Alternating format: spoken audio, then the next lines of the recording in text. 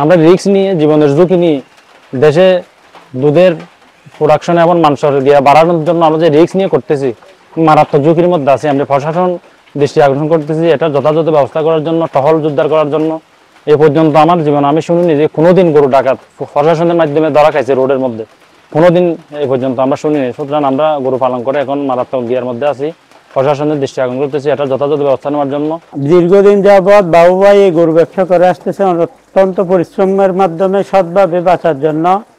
এই বাবু ভাইয়ের উপর হামলা ও এই গরু চোরের ঘটনায় এলাকাবাসী হিসাবে প্রশাসনের কাছে জোর দাবি জানাচ্ছি ডাকাতদেরকে চিহ্নিত করে গ্রেপ্তার করার জন্য ও এইরকম ব্যবহৃত আর ডাকাতি যাতে না হয় প্রশাসনকে তৎপর থাকার জন্য অনুরোধ জানাচ্ছি।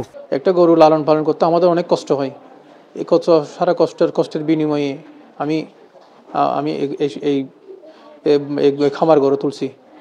তিলে কষ্ট করে আমি 6 বছর ধরে একটা না 2 রাত ঘুমাতে পারি নাই। আমি সজাগ ছিলাম, ওরা ডাবল টপকিয়ে ঢুকে বন্দুক তাক করে আমাকে জমি ঘরে গরু নিয়ে গেছে। আমি সবার কাছে আমার যদি আমার গরুগুলোর খবর পান বা ক্ষতি। টানা 7ম-বারের মতো বেস্ট টিস্যু পেপার ব্র্যান্ড হিসেবে স্বীকৃতি পেয়েছে বসুন্ধরা টিস্যু। জানামে একটা দুইটা সাদা কালো একটা ফ্রিজিয়ান গরু ছিল, ফ্রিজিয়ান ওটা যার দুধের রেকর্ড ছিল 25 লিটার, আর একটা কালো 2টা গাভী, যেখানে খামারের যে বড় দুইটা গাভী ওই দুইটা নিয়ে গেছে ওরা। আমার ঘরে যদি নিরাপত্তা না থাকে, আমরা কিভাবে দেশের দুধের চাহিদা মেটাবো? আমার যদি আমার জানেরও নিরাপত্তা নাই, যে আমাকে যে বাড়িটা মারছে আমাকে তো গুলি করতে পারে। আল্লাহর মেহেরবানিতে আমি কোনো রোগ আল্লাহ আমাকে বাঁচিয়ে নিয়েছে। এভাবে যদি আমরা তো দেউলিয়া হয়ে যাবো। এভাবে যদি আমাদের খামারগুলো নিয়ে যায়, একটা খামার গড়ে তুলতে আমাদের অনেক কষ্ট হয়, অনেক টাকা খরচ হয়। ফার্মের ছেলেদেরকে মাথা ফেটে দিয়ে অজ্ঞান করে, মানে একটা নৈরাজ্য সৃষ্টি করে যেভাবে করে গরুগুলো নিয়ে গেল, এটা তো খুবই দুঃখজনক।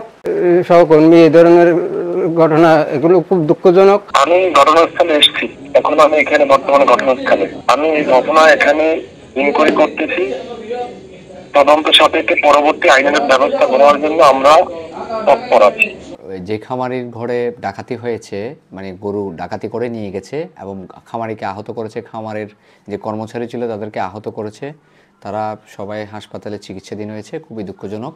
আমি তাদের এই বিষয়টার জন্য সমবেদনা জানাচ্ছি। এবং এই ডাকাতি করার কারণে, গরু ডাকাতি করে নিয়ে যাওয়ার কারণে আমার খামারিরা গরু পালনে অনুৎসাহিত হচ্ছে। আইনশৃঙ্খলা বাহিনী এই বিষয়ে আর একটু নজরদারি বাড়াক, আমাদের যাতে গরু চোরাই বা ডাকাতি হওয়া গরুগুলো দ্রুত উদ্ধার করতে পারে এবং তাদের টহল বাড়িয়ে আমাদের এই ডাকাতি যাতে গরু ডাকাতি বা চুরি যাতে প্রতিরোধ করা যায়।